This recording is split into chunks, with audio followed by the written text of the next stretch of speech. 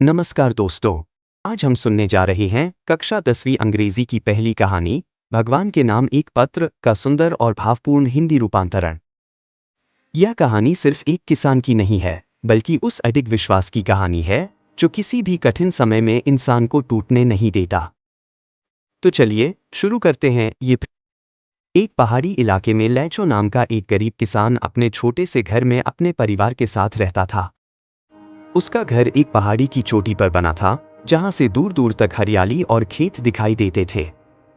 लैंचो एक मेहनती और ईमानदार किसान था, लेकिन उससे भी ज्यादा वो था भगवान में अटूट विश्वास रखने वाला इंसान। उस साल मौसम लैंचो के साथ था।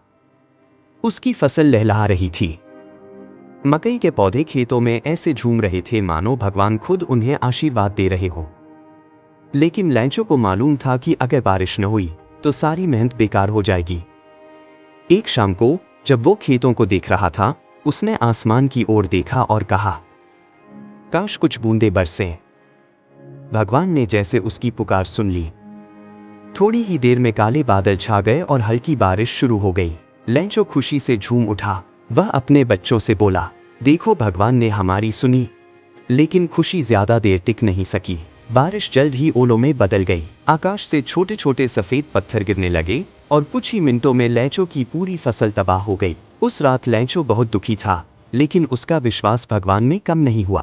उसने कहा, भगवान ही हमारी आखिरी उम्मीद है। वो कभी हमें भूखा नहीं मरने देंगे। सुबह होते ही लैंचो ने एक चिट्ठी लिखी, लेकिन ये चिट्ठी किसी आदमी को नहीं, सीधे भगवान को लिखी गई थी। उसमें लिखा था, हे भगवान, मेरी पूरी फसल बर्बाद हो गई है। अगर आपने मदद नहीं की तो मेरा परिवार भूख से मर जाएगा।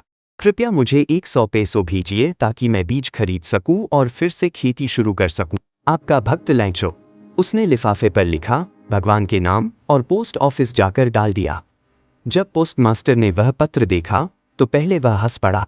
फिर उसने लैंचो की सरलता और आस्था को महसूस किया।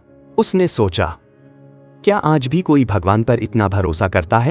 उसने लैंचो के विश्वास को टूटने नहीं देने का फैसला किया।